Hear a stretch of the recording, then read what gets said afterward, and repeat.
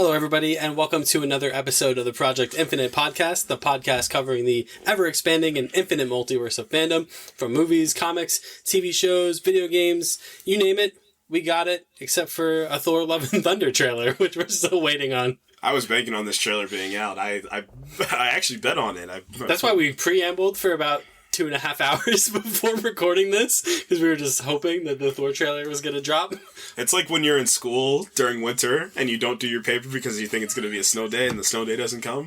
That was exactly us just about 5 minutes ago. Yeah.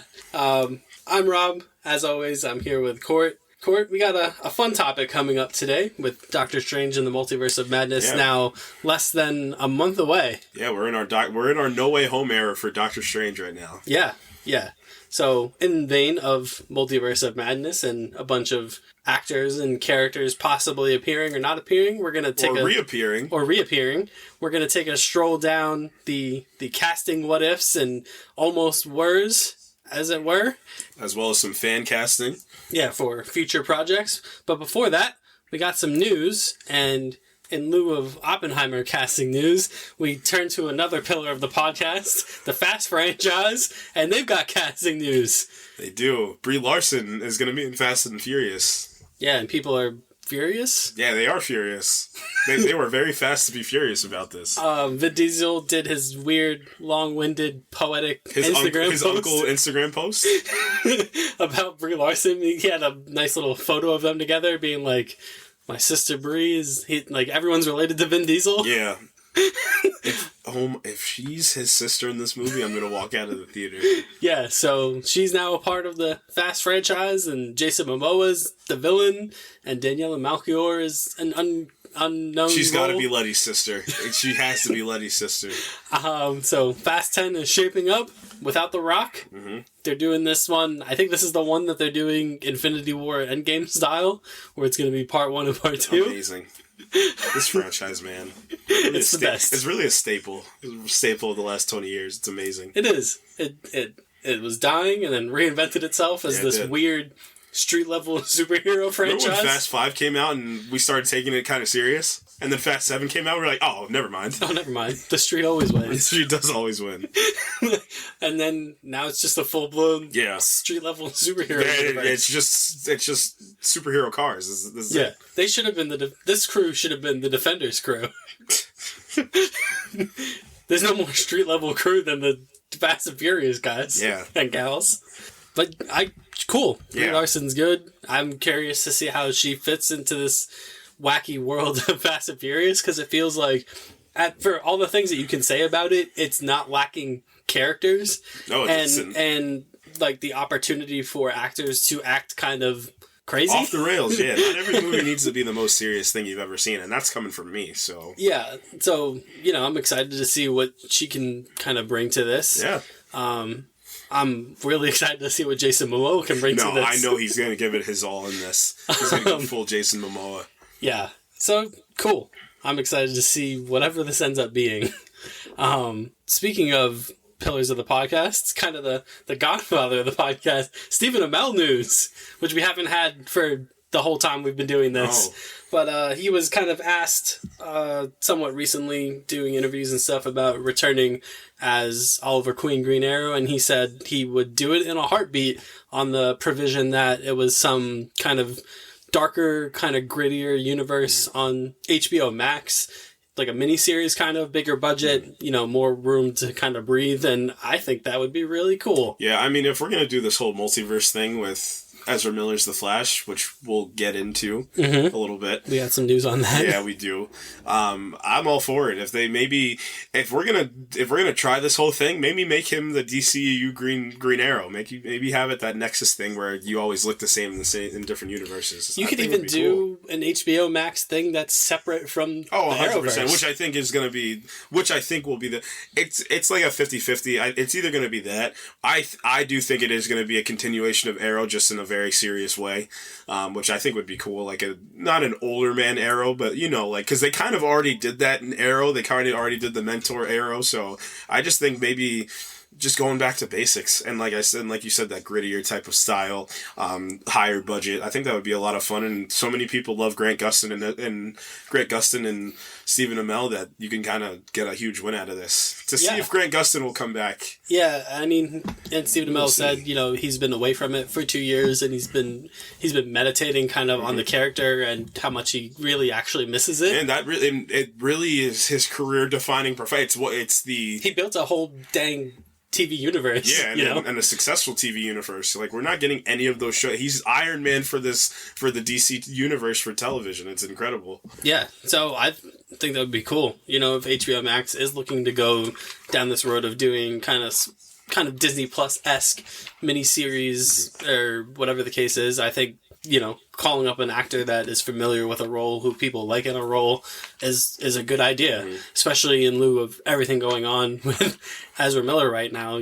They kind of need a win as far as casting, as far as doing projects that people like. They already have a hit series with Peacemaker, so if it's something that they're looking... I mean, even... I consider Superman and Lois kind of like HBO Max adjacent, because it is kind of budgeted through them and is kind of designed by them. Right. So they have that. They have Peacemaker. Why not do something like this? You know what I mean?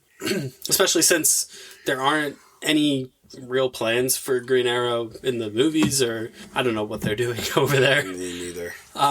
And speaking of them not knowing what they're doing over there, guess let's just jump right into... Yeah, we might as well just move this up. I have this saved for the end, but we'll talk about it now. So Ezra Miller has been in the news the last couple of weeks, none of which for any good reasons, and they are in trouble again. Yeah. It's... apparently Warner Brothers is kind of hitting the emergency brake on any projects that Ezra Miller is involved in, which is kind of weird because they're involved in the Secrets of Dumbledore that's out. The Flash, obviously, is the big one. That's the massive one that they were banking on to be successful. Yeah, and now we have this where they're just like, we don't know what we're doing with Ezra Miller. It's so they've been involved in so many incidents over the past couple of years, and it's, first and foremost, we hope that Ezra Miller is, okay. Yeah, what I mean? Yeah. In the right We're not headspace. Monster, because everybody's first initial reaction on the internet is like, oh, he's a horrible person. He might be doing some really bad things, but like you said, hopefully something's not seriously, wrong, because it's just very erratic behavior. Yeah. So yeah. Second of all, this Flash thing has been an odyssey for almost a decade. It's been almost a decade since he was cast as the Flash. Yeah. It's been 8 years. So now we're in this position where, like, what are we even thinking here? Right. Like, is this worth putting out at this point? I know they put a lot of stock into this as far as getting Michael Keaton back to be Batman. Getting, casting a Supergirl in this movie, getting Michael Shannon back as General Zod in this movie, getting Ben Affleck's last performance as Batman. Right. But at some point, this movie's been through so many rewrites and revisions. What's another one? Yeah, and I mean, the big thing is he is the Flash. It's Ezra Miller. This is his movie. Like we talked about with Doctor Strange. All these characters that could show up, all these castings that could happen, might happen. This still is Doctor Strange's movie, so to see Ezra Miller kind of maybe transition out, it might just be the best. And you can either have an in-universe thing, or you could just don't explain anything. It's just a different person playing the Flash now. Or you could bring in Wally West, who knows, but maybe it's time for him to kind of step away and kind of distance yourself, because the last thing you need is something like this to happen, especially because this is your flagship movie at this point. This is the movie that you're using to either reboot, rehash, recap. I don't know what they're trying to do, but this is the movie that you were trying to use to kind of push yourself, propel yourself into the future of the DCEU. And now that your main star is possibly out, who knows? We'll see. Yeah. Look, I'm just going to throw this out there. They have a guy that Ezra Miller has interacted with on screen in DC media, who is the Flash. Mm-hmm. Why not give Grant Gustin the call up? Yep. You know what I mean? He's clearly looking to transition out of kind of the TV thing. Mm-hmm. He's coming back, I believe, next season for the Flash on a limited scale. Yeah, I think that's the last season of the Flash. He got a big pay raise. He's being paid like an A-list kind of TV star. Why not? You know what I mean? They've already established this weird canon continuity where he is Barry Allen and Ezra Miller is also Barry Allen. Right. Yeah, maybe have this universe, whatever happens to the universe or the multiverse after this, maybe Grant Gustin is now the main continuity and I know, Flash. like, you want to say whatever you want to say about the CW stuff. That guy can act. Oh, yeah, he's got some really good... Weren't we just talking about the Runaway Dinosaur episode for whatever reason yesterday? Yeah. Give that guy Hollywood budget, Hollywood writers. Oh, right, yeah. And watch him go, man. Yeah. With a character that he's been familiar with for almost as long as this Flash movie's been going. But that would all depend on whether or not he truly would want to do it. And they easily could say Ezra Miller's just going to be the Flash. We're going to figure things out, and he's still going to be the Flash. Yeah, that's 100% possible. It's tough because it's been a sequence of events, over the past, not just month or so, but even going back to last year. Last year, he had the incident in the whatever it was, bar, nightclub. It's ice skating rink, I think it was. Was it? I think it was. I don't know why I thought it was like a bar or something, but you could be right.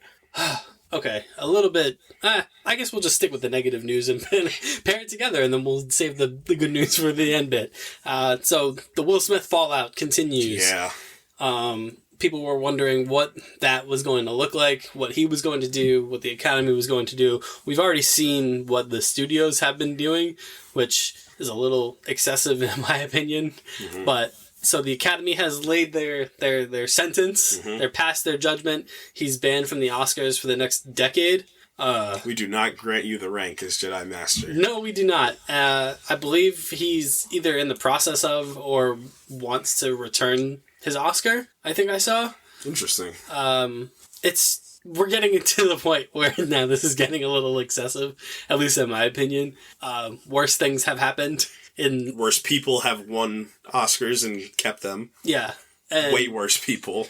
Yeah, it's I don't know what else to say about it. Like, it's what really gets me is the studios and stuff kind of like halting projects that he's involved in, or not wanting to work with him. Like he didn't do some gross.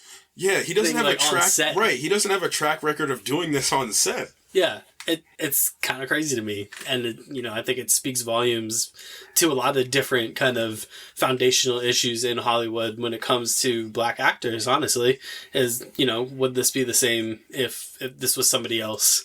You know what I mean? What if Jason Momoa slapped John Mulaney on stage? Would we be hilarious? First of all, the comedic purposes. It would be great. Yeah, that's the question. Is why?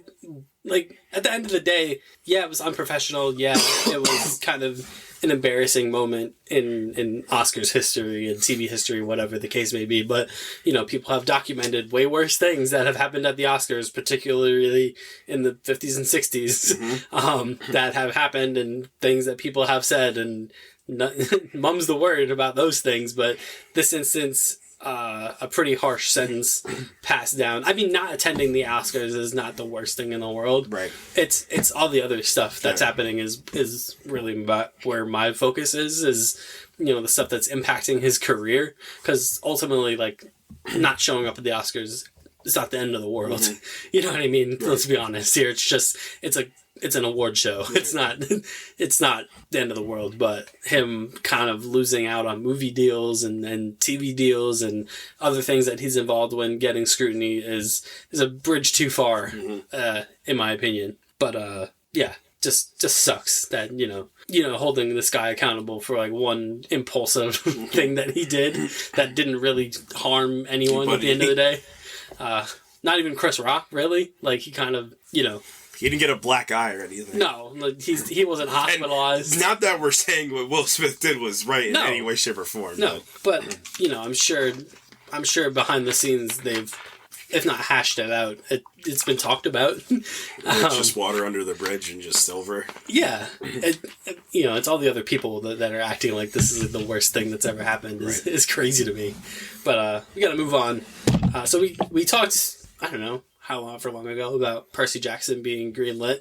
Now we have our answer for Percy Jackson, and it's the rising star. Mm-hmm. Walker Scobell is cast as the titular Percy Jackson. Good. Yeah. Good.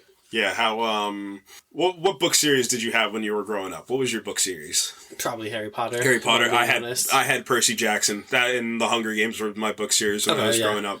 Like those were the ones that were like super popular when I was in, you know, kind of like intermediate school and in middle school. Those are the big ones. So it's just really fun to see this kind of world come to life. I think I've read all the books up until like when they started coming out when I was in high school. I stopped reading them, but like when I was in middle school, that was just like the book series like I had always just kept reading and just going through, and like I really loved the universe.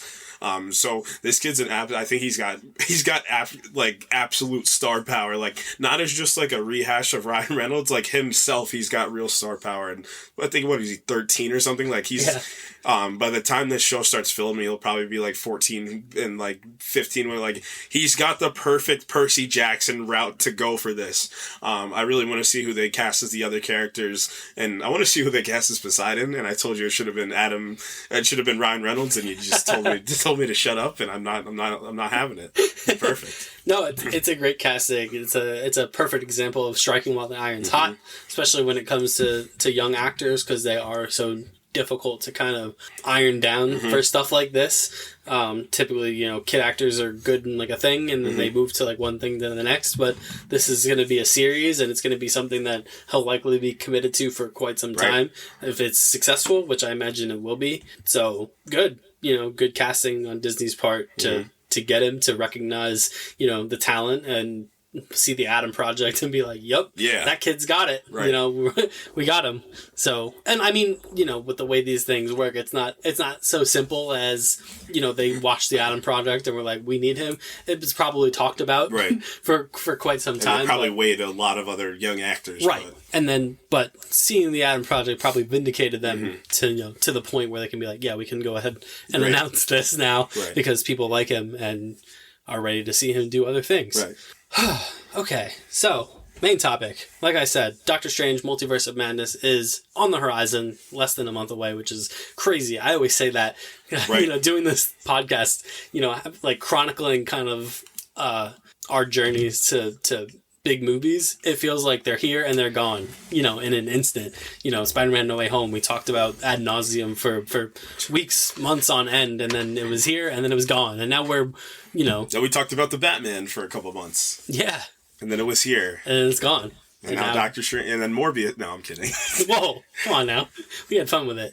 I loved Morbius for all the wrong reasons. I loved that movie.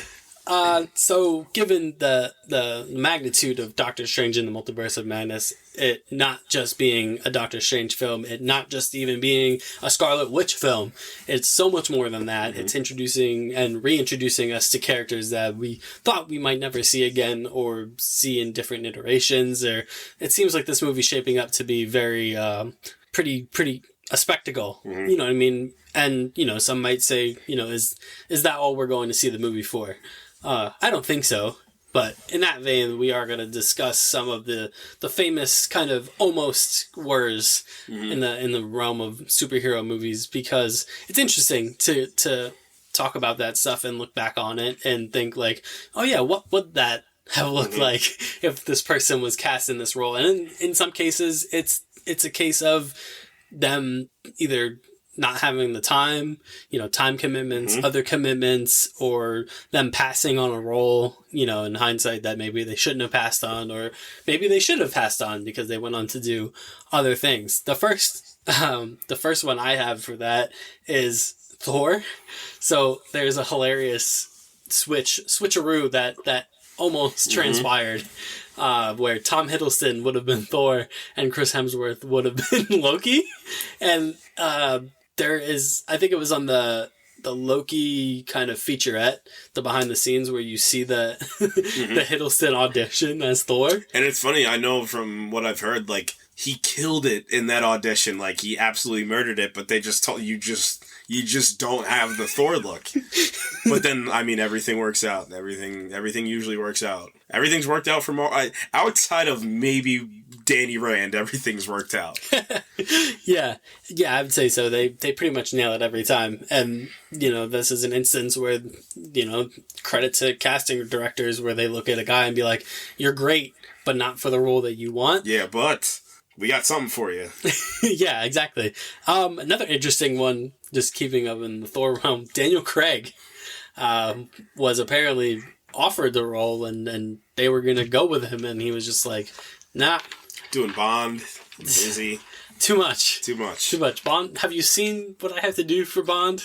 You see all the scrutiny I have to endure for that? Yeah. I don't need double-barreled scrutiny for things.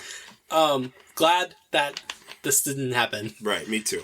Because for a bunch of reasons. Yeah. And a lot of it is cosmetic, man. A lot of it comes down to the look that they have, and maybe Daniel Craig could have got it's. You know what it is for Thor? It's the hair. It's the hair that's always the glaring thing for me that always sneaks out, and I don't know if Daniel Craig with long hair would have worked out of the gate. But. He would have been like very kind of like romance novel. Yeah, cover he really guy. would have. Yep. With long hair, because essentially that's who James Bond is. Yeah, he has like he has such like a powerful like I don't know how to explain. He's this. a powerful frat boy, and they did that in What If. And he's also Daniel Craig has this like this face that I can't like quite explain. That like when you put long hair on him and a beard, it just doesn't look right. Yeah, it looks like he's doing a play. Like he looks like he should be like a detective or like a spy. You know what I mean? That's why he's perfect in Knives Out. Right. Because like you're like, yeah. Even with a southern accent, it still works. Yeah. Like put that guy in like a 3-piece suit. Don't put him in armor and a cape and give him a big magic hammer. Right. Don't do that. Jonathan? What else do I have here? Doctor Strange. Speaking of Doctor Strange, yes. Joaquin Phoenix before Benedict Cumberbatch was done deal. Yeah. We were locked in. He was doing the research, buying the Doctor Strange comics. He was into it, and then just didn't happen. And then we got Benedict Cumberbatch. But Joaquin Phoenix would have been a really interesting Doctor I think Strange. He would have been amazing. I think he would have captured that kind of 70s psychedelic age of Doctor Strange. And I also think he would have captured like the Jonathan Hickman, like the Secret Wars, like almost the Illuminati Doctor Strange, like the really dark version, like the one that sells his soul to get ultimate power, like that Doctor Strange I could have seen Joaquin Phoenix as. That would have been pretty fun. Yeah, that's the thing with all these kind of alternate castings or almost castings where it almost would change the entire tone of what we ended up getting.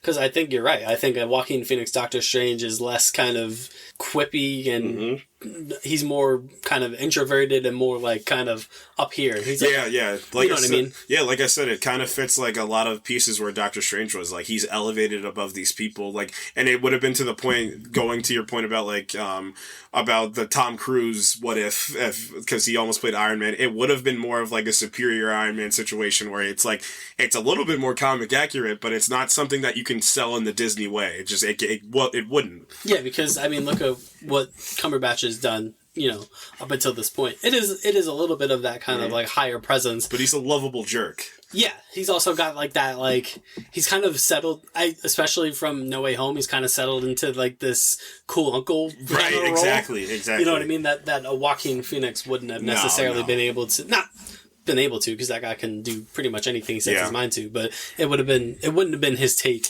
And it's Dr. a little Strange. bit too big budget, I think, for Joaquin Phoenix as well. Like if Joker's the biggest budget that he's going in the recent age of Joaquin Phoenix, because obviously he did some big movies when he was younger. Like I said, Scott Derrickson's a really interesting person, in my opinion. I actually really like Scott Derrickson.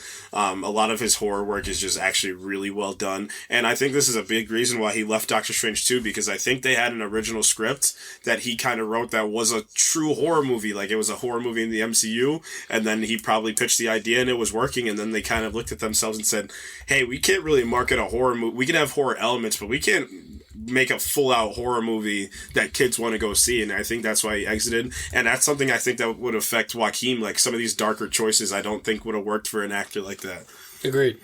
Speaking of Iron Man, I didn't want to do the Tom Cruise one because A, that one's been talked about ad nauseum, and B, that might happen. That might be happening in Doctor Strange. But I do have an Iron Man one. Timothy Olyphant was auditioning the same day as Robert Downey Jr. They did their screen test the same day.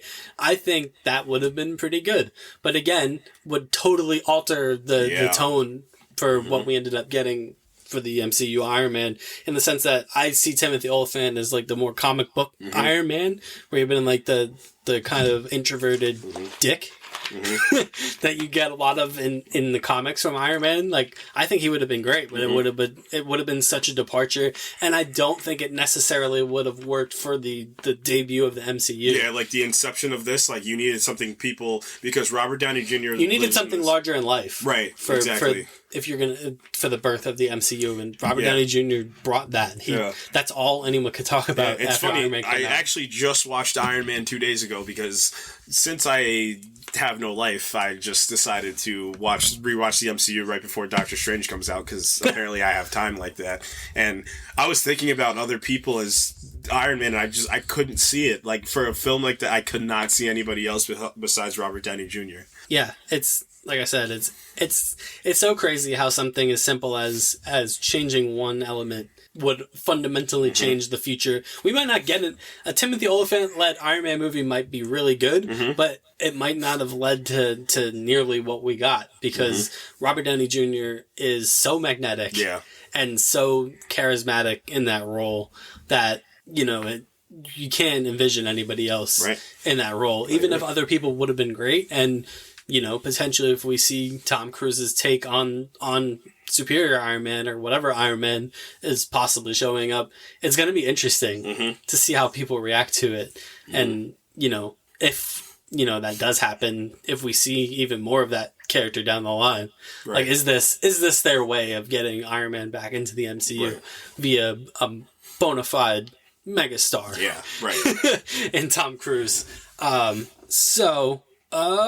else did I want? Oh, here we go. I got a fun one. You want to do a couple of Drax castings? You didn't think we were coming with some Drax almost. There's just two fun ones. So Chadwick Boseman auditioned for this, and look, we love Chadwick Boseman, but no. Yeah, and thank God. I would have taken Chadwick Boseman as Star-Lord over. I think that was vindicated. Which we got. Which we got. But no. Just no. The physicality was not there. He's so much more of he needs more of a presence than just being Drax. Yeah, he's much more of a dramatic actor than because comic Drax is much more. He's much more savage. Like, it's funny, like, how usually things work from comic to movie versus the Guardians of the Galaxy essentially went just movie to comic, and like everything basically just got adapted. Well, they can get away with that because nobody knew who the Guardians were before really the movie came out, so they could get away with kind of like, we're just gonna kind of make this up, not make it up, but they're gonna be like, we're just kind of do our own thing with these characters, and more people are gonna see the movies than read the comics, so we're just gonna do our own take on it. And we even saw that with the Guardians of the Galaxy game, which mixed elements of the movies and the comics and created something compelling in their own right. And then the other one, you can laugh at this, not laugh at this, but you can know that it's one of those things where you're like, you would say that this would happen. And that's Jason Momoa. Offered the role, turned it down because he didn't he thought the character was too one note and too, like, he felt he had already done the roles similar to Drax and, had nothing but good things to say about Dave Bautista's. But Jason Momoa as Drax, just look at Game of Thrones. Look at Khal Drogo, that's what you would get. Just put gray paint and tattoos on, and that's what you would get with a. I think Jason Momoa would capture more of that the destroyer persona of Drax a little bit better, and he would have had a great mixture between the two of them. I think that would have been a Jason Momoa Drax is a Drax I can envision killing Thanos. Right, exactly, yeah. What else? Oh, so Donald Glover has an interesting journey with Marvel. For the longest time, he was touted as, by both himself and others around the sphere, that he should be Miles Morales, and he has since aged out of Miles Morales and has now found himself, again, classic example of Marvel being like, we know that you were pining to be in this thing, and we're sorry we couldn't get you in this thing, but we can still get you related to this thing. So he plays Aaron Davis in Spider-Man Homecoming, who people who know both Miles Morales' character and have seen Into the Spider-Verse or have played the Spider-Man Miles Morales game know that Aaron Davis is the Prowler and Miles Morales' uncle. So I don't think that's an accident. No, yeah. I think they're holding on to Donald Glover just in case one day. Yeah. Not just in case. I think it's an inevitability. Yeah, that he's going to play Miles, the Prowler, yeah. And Miles Morales is going to be in the MCU at some point. And when you kick it over to me for some fan casting, we're going to talk about Miles Morales because there's the one that I want, and then there's the one that's probably going to happen. So we can go back in time a little bit to before Spider-Man. There was an idea. There was an idea to bring James Cameron in to direct Spider-Man. Yes. And he wanted one man and one man only to play Peter Parker. Just like so many women in America in the world at the time. Leo DiCaprio, who he was obviously familiar with Titanic, he wanted Leo to be Spider-Man in this kind of semi-realistic, what if Spider-Man was in the real world kind of movie. James Cameron invented the organic web shooters, which was ported over to the Tobey Maguire version of the film. But there's a whole... Go and look. I think that script or parts of that script are available on the internet, or at least the storyboard is available. Look that up because it's wild what James Cameron wanted to do with that character. He wanted to have the... It's funny.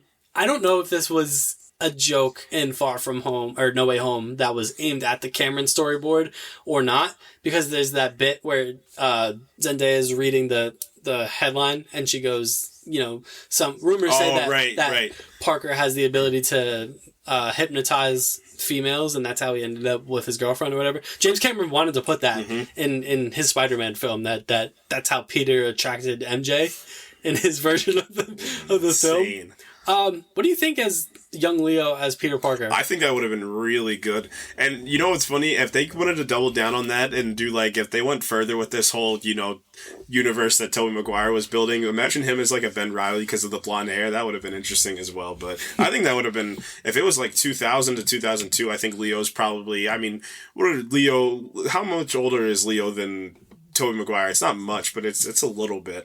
Maybe 5+ years or something like that. I think it would have been interesting. It's just the age thing is the only glaring issue for me, because Leo at that time, I think he's just passing for college age and high school age. I think he's out of that. So, but you're getting one of the best actors in the world. So, and one of the best directors. One of the best directors, yeah. So you're getting the trade off. It's just, I don't think that would have benefited much because of I think that was the era where because Spider-Man 1 is such a flagship for also, it is, basically the flagship for, our modern age superhero tales that kind of came full circle within the last year. Yeah. So, that's the main reason why I don't think this works. Yeah, I would agree. I also think, the story would have just been odd. Yeah, going full comic book isn't the worst thing in the world. And then that's what so many people were afraid of at that time. They wanted to make it so serious and so grounded. And then somebody and Sam Raimi realized, hey, I can still have some of these elements, but, let's pull from the page a little bit, and it doesn't hurt. Yeah. Yeah, I agree. Let's move to everyone's favorite fan-casted superhero couple. Emily Blunt and John Krasinski have been wildly circulated in the MCU sphere quite a while, and both of them very nearly landed MCU roles. So John Krasinski famously talks about how he auditioned for Captain America, and then he saw Chris Evans walk in, and he was like, nope. I'm out on that. And then Emily Blunt was very nearly Black Widow, but couldn't do it. Either of those strike you as good? The Emily Blunt one really does strike me as good. And then I'll go further with that. You've heard of the Emily Blunt as Carol Danvers. Also thought that would have probably been amazing. Yeah. So I definitely could have seen Emily Blunt as Natasha Romanoff, and she's kind of got that same feel, that same look that Scarlett Johansson has adapted to herself to. John Krasinski probably would have been pretty good. I mean, he was basically Captain America in 13 hours, whatever that movie was, so he was there.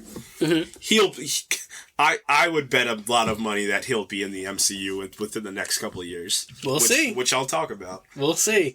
So another one I have is... So Dougray Scott was very nearly Wolverine. Pretty much was Wolverine, and then I forget what ended up happening with that. But that would have been interesting. Yeah. Back then in the early 2000s X-Men era.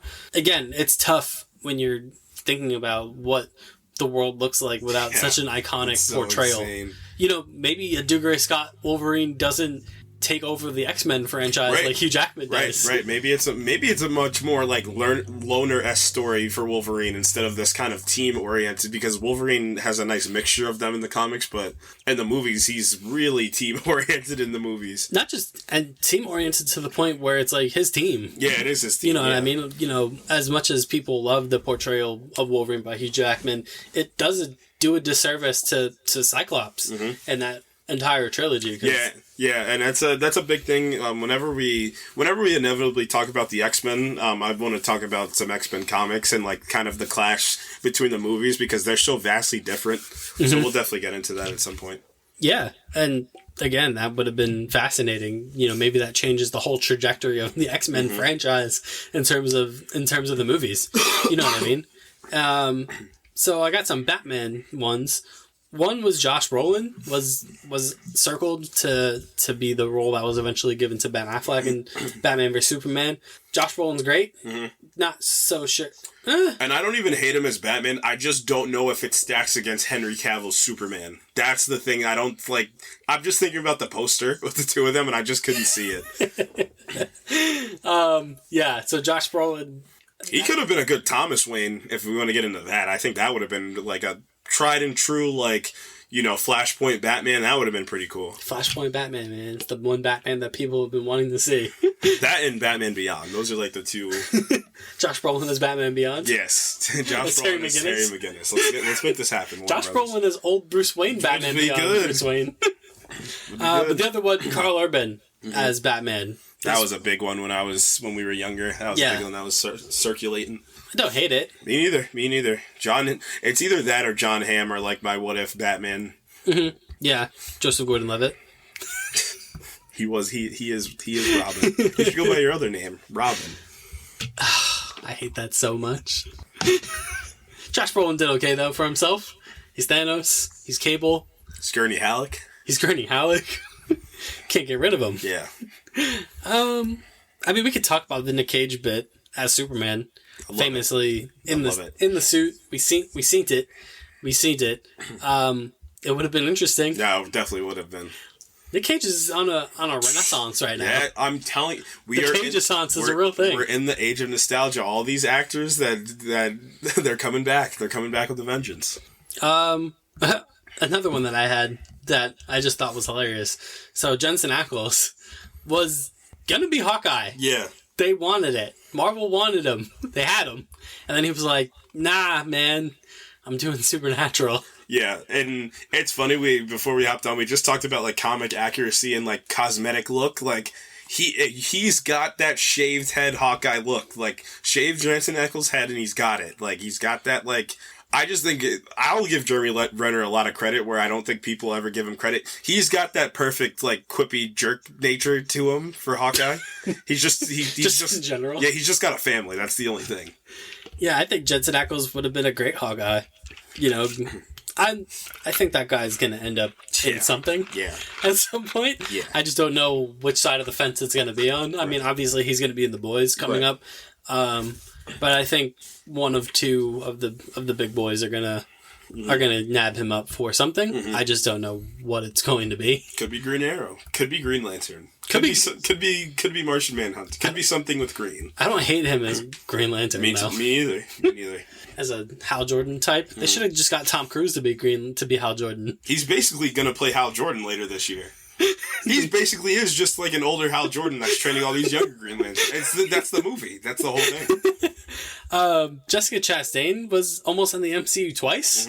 Once as Iron Man's girlfriend in Iron Man 3, which she turned down. And then she was offered the role of Hope Van Dyne as an Ant-Man, but she was like, nope. She wants bigger things. Yeah, and for herself, and if she was going to do a Marvel property, which is fair.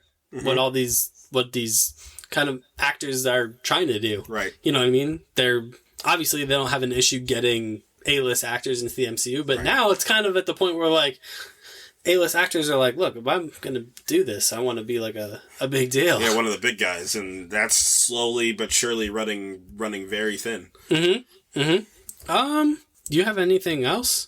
Like other ones? Zoe Deschanel as Wasp was another big one that I saw. Yep, that's a good one.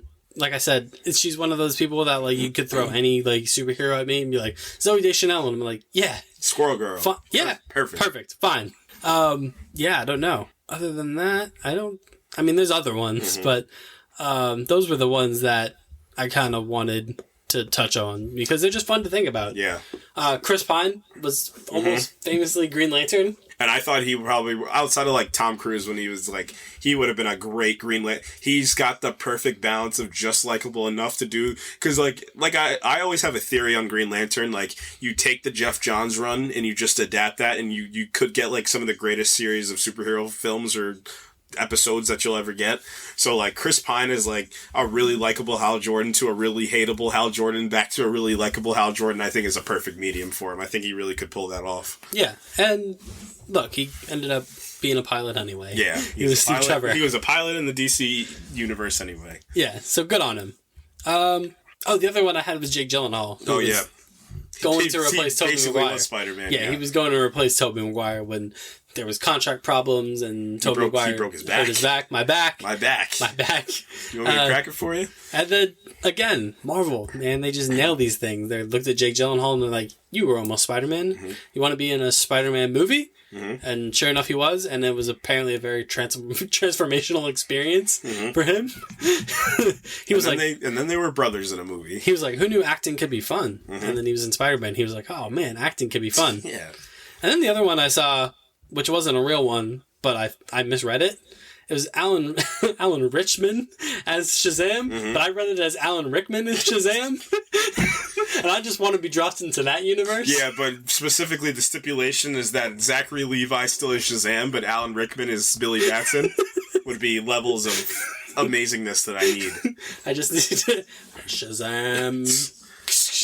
And then the lightning hits him and exactly Levi. It'd be amazing. But that's all I had for that.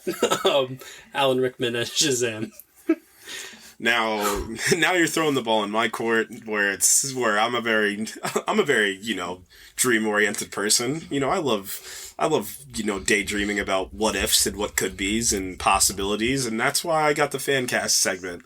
And I've got some pretty big ones. I mean, the one that's always been circulating for like the last 10 years is Charlie Hunnam as Green Arrow. That's one that will never go away until this man is cast as Green Arrow. I don't know how many mock-ups and photoshops and Boss Logic posts. I was going to say that. Just go to Boss Logic and go to his best post, and then we'll see who should play who. But that's a pretty big one. I think that would be a no-brainer. I think he can play up the quips mixture with that darkness that Arrow really adapted to the CW and have a nice middle ground for everything. Yeah, it depends what they want to do, because one of the biggest departures with Arrow from the classic Green Arrow is that lighthearted quippiness that he just did not have. No, he's got it a little bit. Yeah, but not. It's not nearly as comic booky. He's Batman. Basically, yeah. Yeah. But Charlie Hunnam, I think you're right, would have a mixture. It wouldn't be fully one way or the other. It would be a kind of a mixture. So yeah, I'd totally agree with that. I'm curious to see what they do with Green Arrow. Yeah. If anything. Yeah, that's the big thing. If anything, maybe this DCU project might not go any farther. I just don't know why you wouldn't. Yeah. Yeah, he's a good enough of a character to kind of whichever path you choose to go with. Speaking of fan castings that have been beaten to death, like you said earlier, John Krasinski and Emily Blunt have been in this superhero realm, this nexus for a little bit, and never nabbed anything. And I think there's a perfect casting for them. And I'll probably just hit the whole Fantastic Four while we're at it. And finally, so this is my Fantastic Four fan casting. Marvel, if you're listening, just do this to make my day. Michael Chiklis. Nope. Yes and no.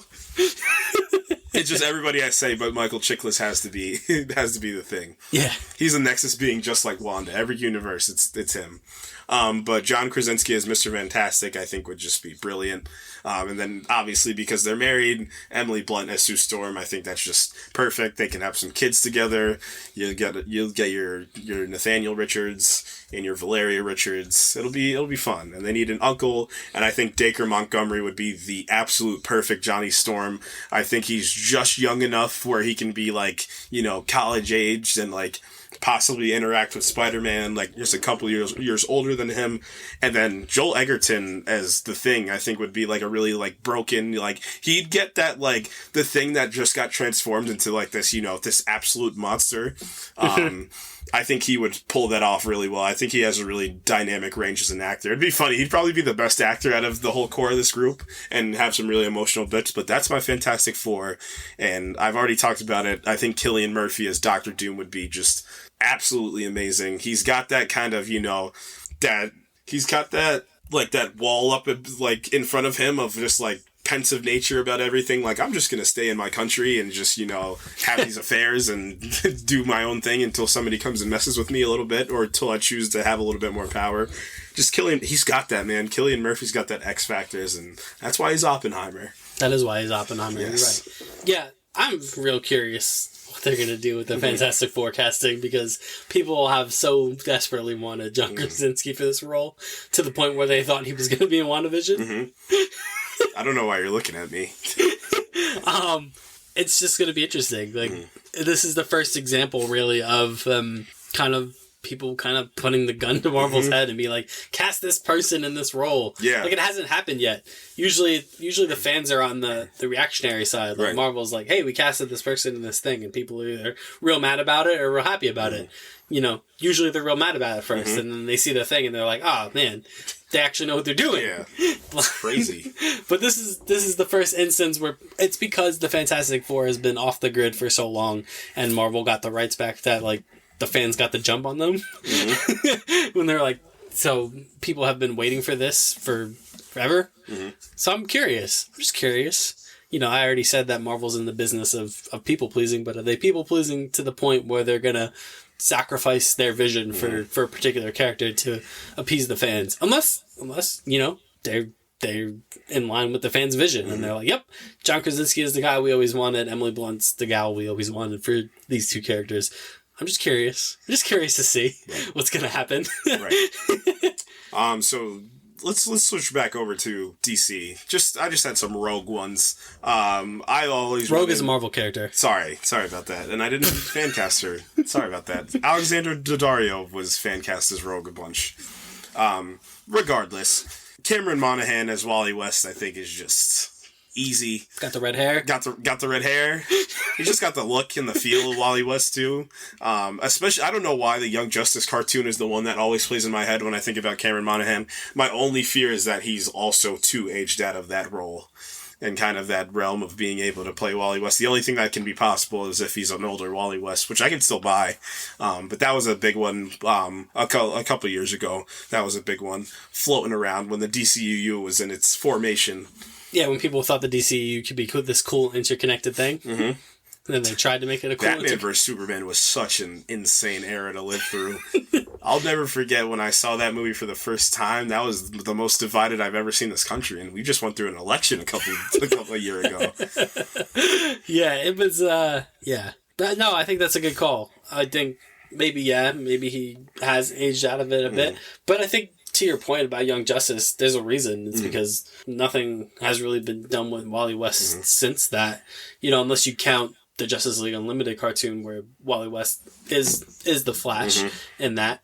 Yeah, it's funny. I knew Wally West as the Flash first before I knew Barry Allen as the Flash, because Justice League Unlimited was I think Justice League Unlimited, and I forget what it was for Marvel. I think it was Wolverine and the X-Men might have been my introduction to me being conscious about superhero content that I actively watched. So I'm pretty sure it was those two things. Yeah, but... Yeah, I like it. I like it too. Yeah. I like it a lot. Now, sticking to things that could possibly happen, and I kind of wanted to gear this towards future projects that could happen, not just things that I just want to see.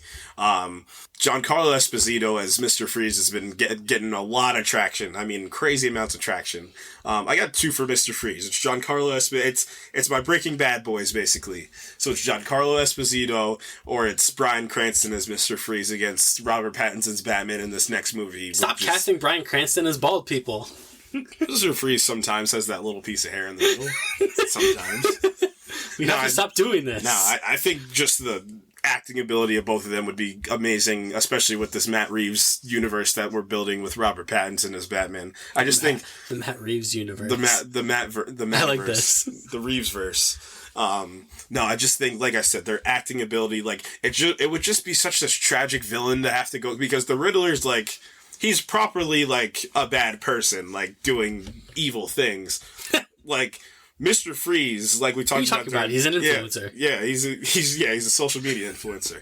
But Mr. Freeze truly is like a tragic villain. Like, he just wants to save his wife, no matter how much snow he needs to drop on top of Gotham to do it.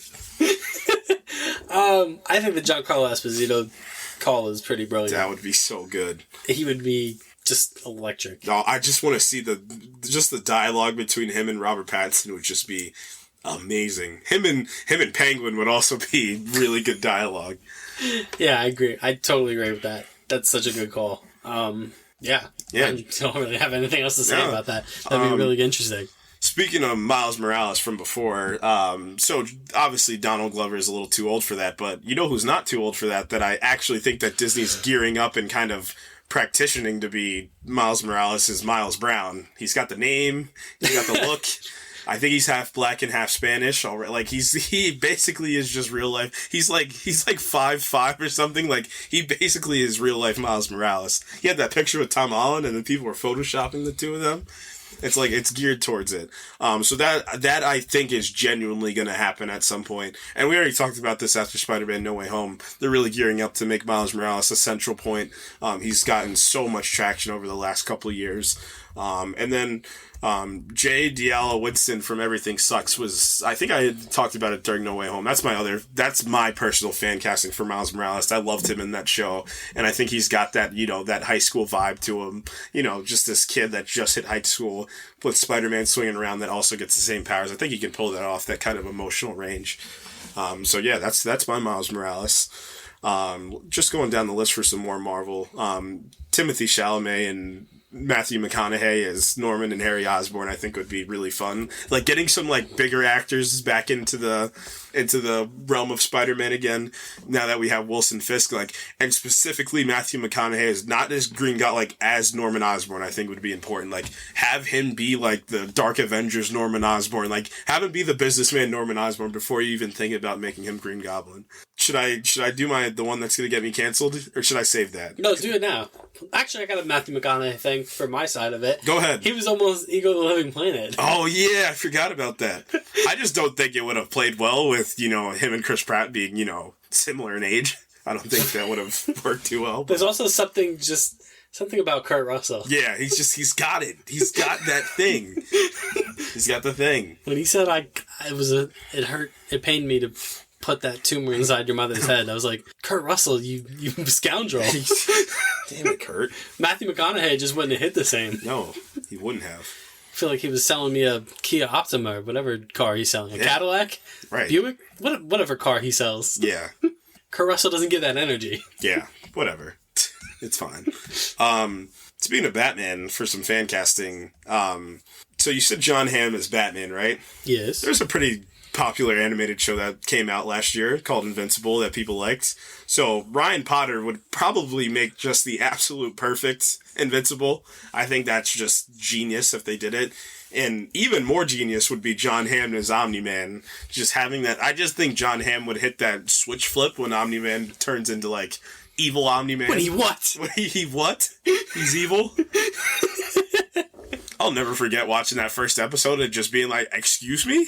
And just wrecking shop against all the heroes is amazing. But it's really good. Yeah, it's so good. So yeah, that's my Invincible universe. I had to throw something else that wasn't Marvel and DC in here. And you can't really fan cast Star Wars. You can, but you will try. Yeah, you will try. You're with him.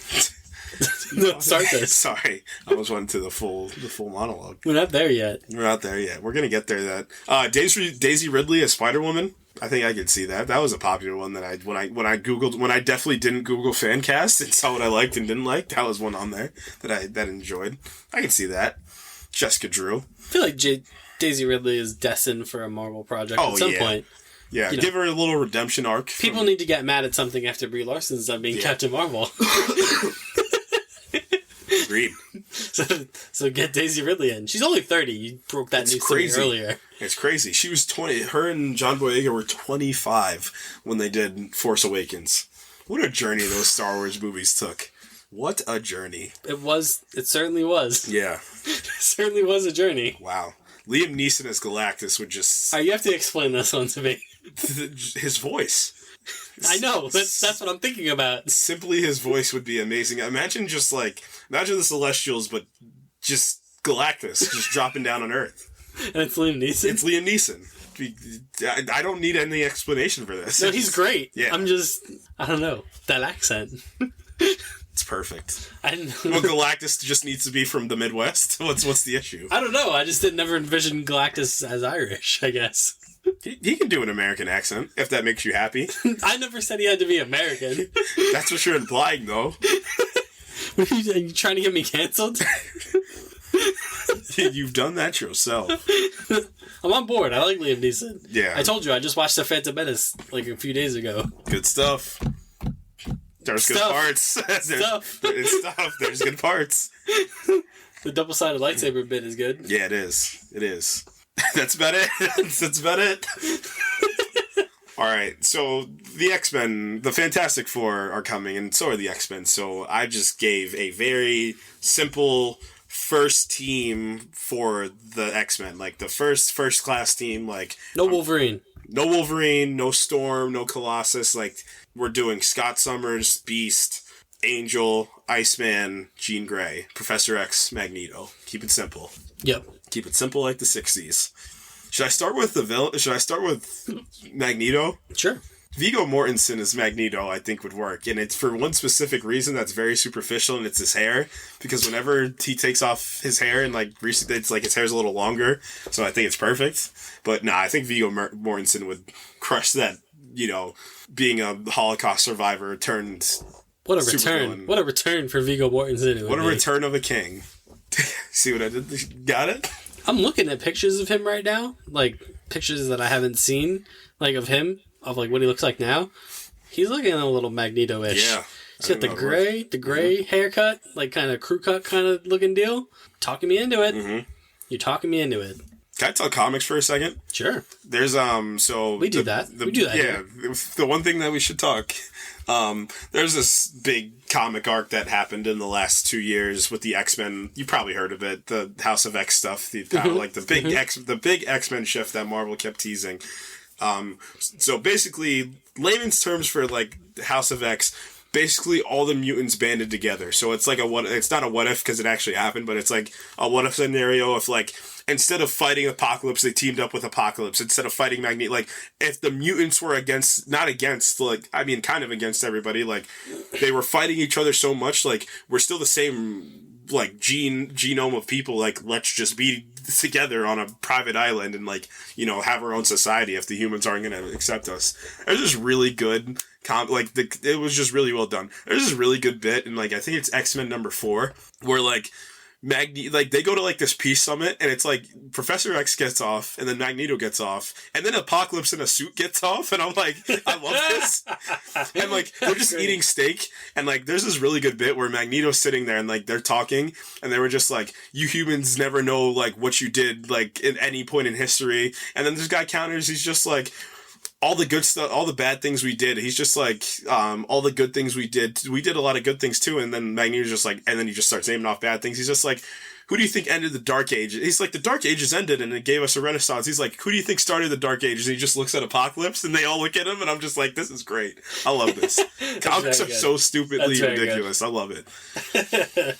Oh, I love that. And then my Professor X, staying in, the mystical side of things for movies. Same with moving over to Harry Potter a bit. I think Ralph Fiennes' Professor X is just, it's either him or Mark Strong are the only two that I got. Not Ralph Fiennes playing against character and being a hero and stuff. Yeah, it can't happen. It can't happen. He was getting a little villainous in those Bond movies a little bit. He was doing some shady things. Yeah. Yeah. I mean, does Professor X not do some shady things from time to time? I mean, yeah, he does. He's in the Illuminati for a bit. He does that whole thing with Jean Grey where he's like, you can't be your true self, Jean Grey. And she's like, why? He's like, because you'll explode me. Yeah. I'm exploded. I'm exploded. That's the plot of X-Men 3. It is. And then the Cure. X-Men 3 is really relevant nowadays. The Cure. Oh man, you're stepping in a dangerous territory. I am, and I'm gonna stop. But yeah, let's go into the rest of the team. So Outer Banks is a pretty big show that's been happening. I think Chase Stokes would be a really good Scott Summers. He's got that perfect, like, you know, Valley kid, like... Make Cyclops important again? Yeah, and that's the big thing, like... People don't know, like, Cyclops is the true leader of the X-Men. Like, yeah. He's the extension of Professor X. Like, he's the one that calls the shots. Like, he's one of the biggest leaders in the Marvel Universe. He's the eyes and ears. That's been it for us this week, guys. No, I'm kidding. Jeez. We gotta cut that last 5 minutes, because that's just oil just ready to be lit on fire. He didn't lose his vision, he's just got laser vision. Yeah, Wanda lost her vision. See? Look. It's getting tough. It's getting tough out here. So yeah, Chase Stokes of Outer Banks fame, I think it would be a really good Scott Summers. And then just going down the list of some other people, Sadie Sink, obviously from Stranger Things. I think she would be a really good Jean Grey. Nice little counter, nice little love story that they can develop between the two of them. Redhead. Red hair. Need red hair to play Jean Grey. I think that would be pretty good. Sticking with Outer Banks, Rudy Pankow would probably be a pretty good Angel. He's got that, like, my dad has money look to him. Like, my father has money. So my dad could beat up your dad. Yeah, my dad can beat up your dad. And also I have Angel wings. And also I'll just fly away after. So I think that would work. I always loved Angel, like, as like an X-Men character, because like all these other X-Men have like these terrifying powers, and like some of them are like deformed or like they turn into monsters. But then there's Angel, who's just like this guy who's like the most handsome person in the universe, and he has wings. He's rich. He's just rich. And they're like, what's he doing here? You're right, right, exactly. Like he's an actual angel. This isn't fair. And then they tried to make him like the most hideous, like, not they, but like in X-Men 3, like they tried to portray him like, you're this hideous thing. Like, he's amazing. Look at this. Yeah, he's got just giant angel wings. He's rich. He's got abs. He's got like, what's wrong? There's something wrong. Like the X gene hit this guy. Yeah, and just said, yeah, we got you, fam. Unbelievable. Sticking with this young adult genre, because I'm pretty sure that's the only thing that I thought about when I was doing this casting. I think that's smart, though. I think that's the direction they should go, because people are like, this person should be this person. I'm like, this person's 45. Right, yeah. He can't be Cyclops. Right. Dylan Minnette, obviously famous from 13 Reasons Why, as Beast. I think he has like that kind of like that nerdy, almost like... Sorry. I could say that. I talked about comic books in the last 10 minutes. I think typecasting? Yeah, I am typecasting. Wasn't he also a nerd loser in Agents of S.H.I.E.L.D.? He was, and now he needs a redemption arc because they never used that character again. But no, I think that would be a fun one for Beast, kind of being like that outside in type of look, and then kind of the same thing that Nicholas Hoult did. I think Nicholas Hoult did a really good job in those newer X-Men movies. Until he got tired of wearing the blue makeup, and he was just Nicholas Hoult. Yeah, he was just Nicholas Hoult. Yeah. So yeah, that's my X-Men fan cast. I think that would be. Did you do the other one? Did you do the Wolverine one? Oh, okay. So this is the one that I want to end on, because this is the one that's going to get me canceled. This is the one that's going to end this podcast right in its tracks. So, I don't even know how to start with this one. Wolverine. So, we are going to fan cast Wolverine, and I guess the popular pick at this point is just Daniel Radcliffe, which is, even though he's like, no, yeah, which is insane. It's not insane, but it's because he's short. It's because he's short. Just imagining a world where Daniel Radcliffe is Wolverine is just... Yeah. Yep. Mm-hmm. So, there's... I can't beat around the bush. Zac Efron did the show on Netflix. It was this reality show. And, like, he looks...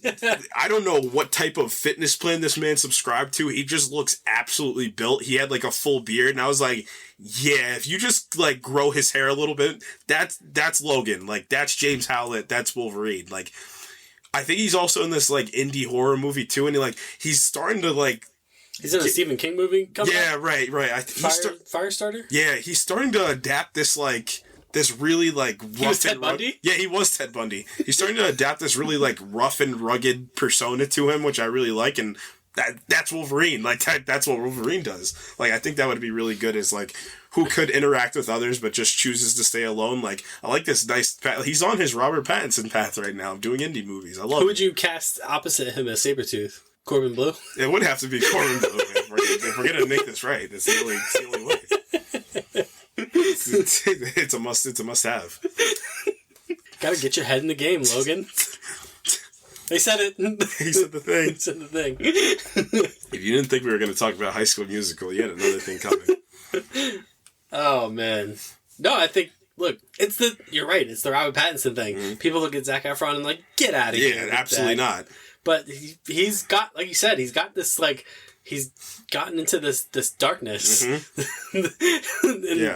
a few of these roles that he's been doing over the last few years. I mean, like I said, he played Ted Bundy. Like, that takes a lot of, like, portraying darkness is one thing when it's, like, a fictional character. Mm-hmm. But when you have to get inside the mind of, like, a legit psychopath and, like, a serial killer, that's like a whole nother level of, like, acting that you have to try to do. Because I'm sure that's very uncomfortable to try to do, to get into the head of, like, an actual serial killer. So, look, I think Zac Efron would be great. I think he's versatile, like, to the point where I could see him as Wolverine, but I could also see him in other roles, too. So, I don't know. I don't think it's as crazy as you seem to think it is, but I would totally be on board for that. I'm currently showing Rob a picture of Zac Efron from that show, and imagine him without that hair, but just with like that. With the beard? Right. Yeah. He's got it. He does got it. He's got it. He's looking jacked. Yeah, that's what I'm saying. Like, it's like Wolverine's like a short, puffy little man.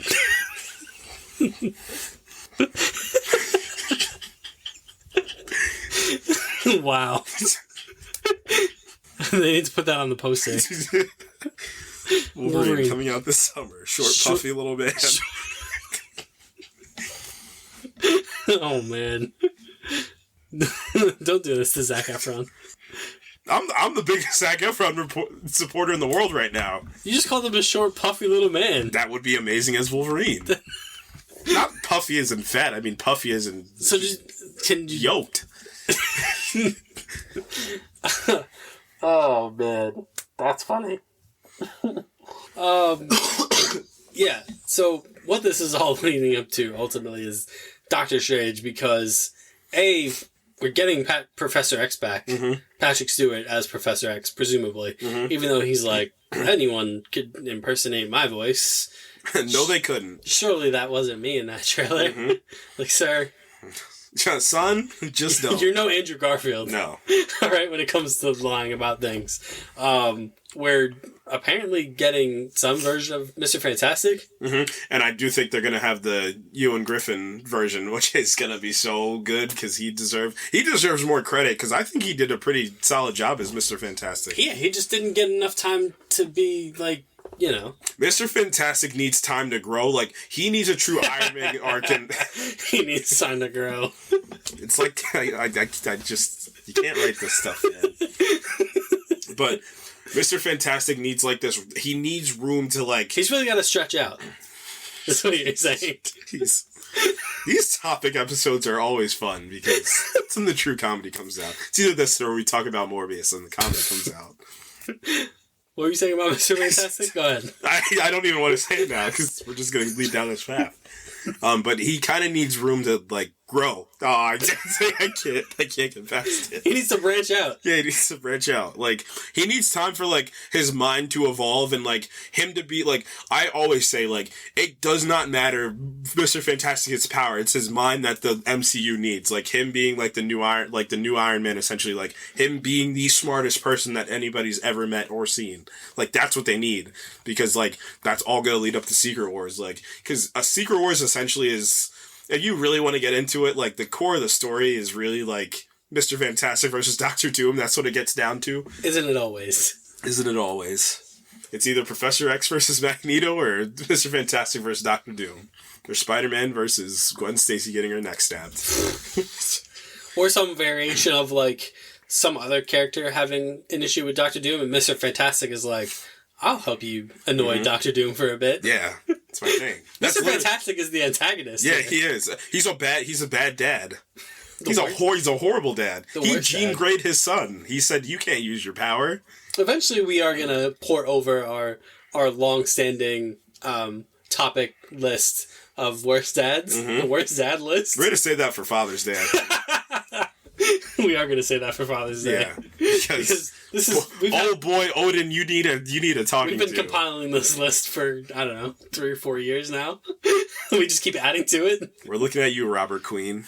Reed Richards so far has yet to be dethroned. I thought we had Robert Queen as number 1. You could, I mean, honestly, an addendum to Omni-Man is definitely up there. I mean, he wanted the best for his son. Odin just didn't care about one of his sons, which also sucks. Either son, really. Either son, yeah.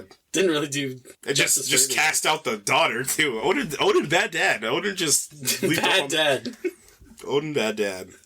But yeah, Mr. Fantastic is an interesting case because, like you said, Ewan Griffith was not done any favors because I think he could easily portray that kind of more kind of detached version of Mr. Fantastic where he's just kind of focused on the bigger picture. It's always the moral debate for Mr. Fantastic. He's like, my mind's so advanced than everybody else. Like, it's always like what it is for him is he needs to be balanced back to reality with his family. Like, that's what I think they should try to capture in the MCU. It's like, my mind's so advanced where I can simply, because the greatest comic arc, obviously, I talk about Jonathan Hickman a lot, was the Fantastic Four run that he did.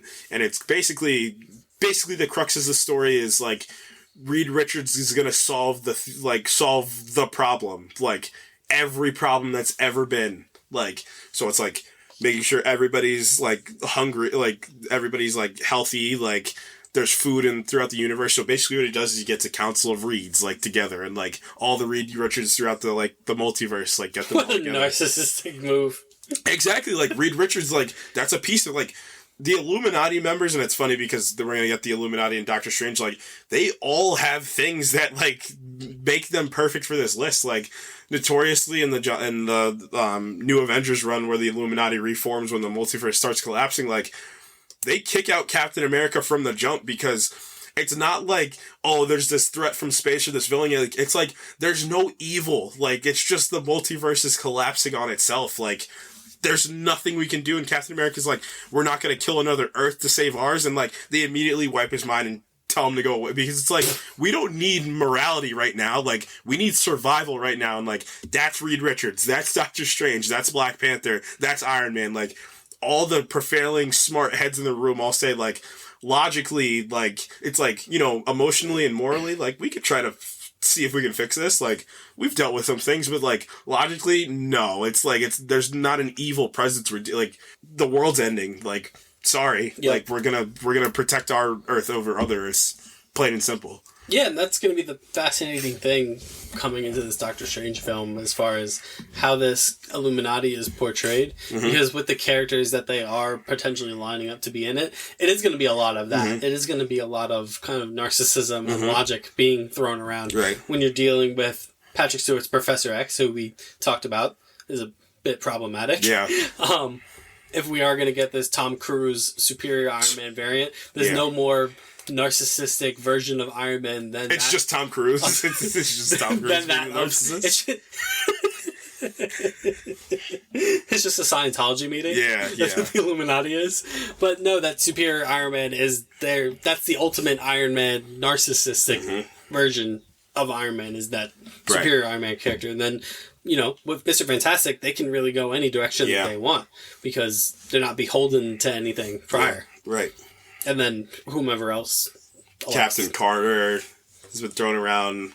I'm hearing a Monica Rambeau variant of so she's Captain Marvel instead of Carol being Captain Marvel. So we'll see. Yeah, it's gonna be interesting. So yeah, that does it for our fan casting and our almost casting, and that's part 1 of 4 parts, 3 parts, 4 parts, 3 parts. Yeah, something like, I don't know. So yeah, basically, we were doing the what if casting this week. Next week we're gonna go back to 2 things that we missed that we wish we would have talked about, and that's the preambles to this Doctor Strange movie. 2 out of the 3 preambles, and that's WandaVision and Loki, because WandaVision, obviously the potential villain of this movie, and Loki, the start of this whole multiversal mess, because Jonathan Majors can mind his own business. He was minding his business. That's the problem. A version of him was minding his business, but there was a version of him that was not minding his business. Yeah, we're gonna take a look back at those two shows and what they mean for the greater implications of the Marvel Universe and what they've done. Well, I mean, particularly in WandaVision, how they've, in my mind, of all the Disney Plus shows, it's done the best job of elevating a character. Yeah. You know, I think Falcon and the Winter Soldier did that, you know, literally by making Sam Captain America, but WandaVision really told Wanda's journey in a really compelling way to the point where, you know, it almost feels like more people are excited to see her than they are Doctor Strange because she's become this just utterly compelling and super three-dimensional character where she will be presented as both. I think we've gotten to the point where the clips we've seen, she's going to be both a hero and a villain at various points of this movie. Like we do see her fighting alongside Wong at one point in one of the, I think it's the TV spot that they released. But also we do see her as the antagonist, or supposedly in these other trailers, where it does look like she's confronting this Illuminati group at some point. So she's one of the more, for my money, she's the most compelling character currently in the MCU. I think everything right now should kind of flow through her.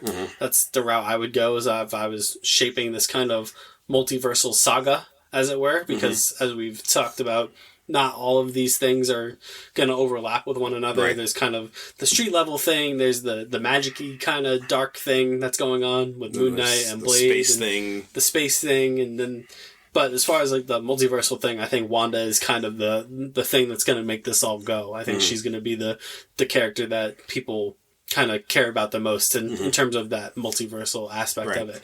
So really excited to talk about WandaVision and Loki next week. Yeah, and I mean, you just made that whole point. My point for next week is going to be the stranglehold that show had on us for, and it just genius work by Marvel, because that was the first one, so it could have went any way. And truly, I didn't believe it was. I knew it was going to be a pretty big deal, but not. It was like #1 trending every single. It was getting to like Game of Thrones level of like every week we were talking about this week to week, because we didn't know. We kind of know now, like, to, like, temper our expectations now that we're on to, the 6th show now. But back then it was, like, anything can happen because these are movie characters that are on a TV show. And Disney did market this as, like, extensions of the movies. And these high-budget movies now are these high-budget TV shows. So, man, you want to talk castings and theories. Oh, boy, we're going to get into that next week. Oh, yeah. So I'm real excited to look back on those two shows in particular because they're good. They're real good. I haven't watched WandaVision since it came out. Yeah. So me neither. I've seen like bits and pieces of just clips I've wanted to see for like episodes or whatever it may be, but I haven't watched it front to back since, and I really want to watch Loki again front to back. It's still my favorite Disney Plus show and just probably one of my more favorite shows that I've seen, period. It was that last episode, man. It just really sealed everything for Loki. Yeah, that's really it. You saw a thing. Yeah, I did, and it's funny we talked about the multiverse because this is the other multiverse big thing that's been going on. Yeah. So I saw this A24. You know me. I'm the movie guy apparently. So A24 in the film community is like it's like the cool kids table, I guess. It's like that artsy table at high school that everybody wanted to be at. So they just released a movie called Everything Everywhere All at Once. And shout out Bo Burnham. Yeah, shout out Bo Burnham. I'm going to say something crazy. Possibly one of the best movies released. I don't want to say. Little pause. Say what you're going to say. I don't want to say it. Period. Woo! It's hot. Wow. And I say this for one reason. This movie encompasses everything.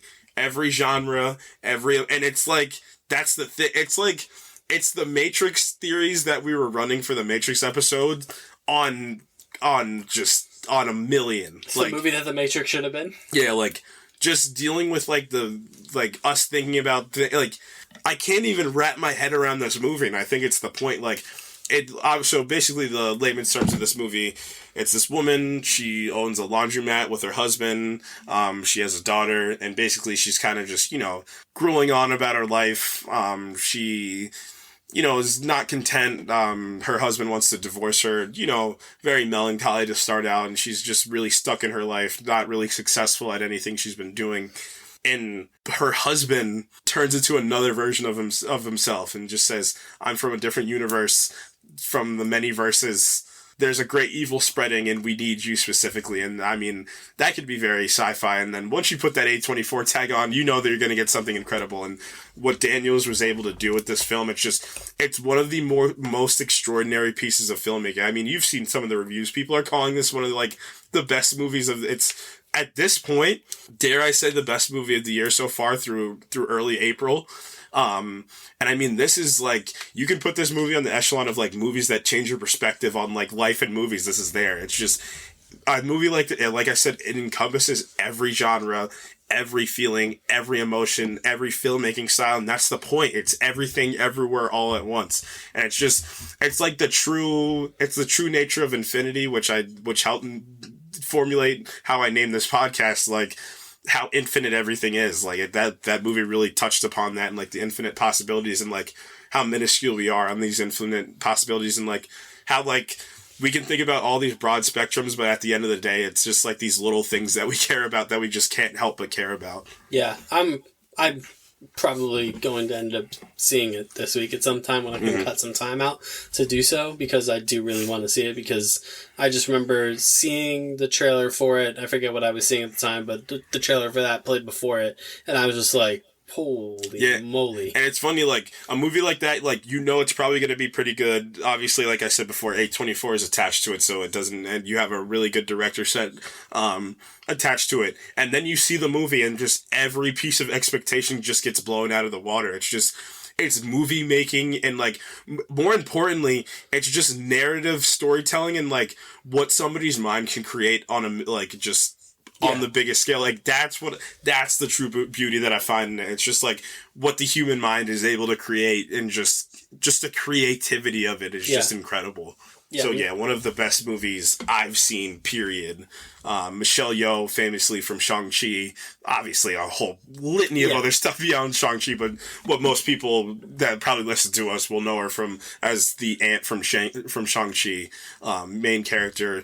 I hope, not that it matters, and we talked about it during the Oscars, but I hope the Academy doesn't snub this just because of, it's a crazy movie, this crazy movie that did so much. It had the emotional bits in that movie were some of the best that I've seen. It's amazing kind of how they were able to scale. And like I said, it has everything on purpose.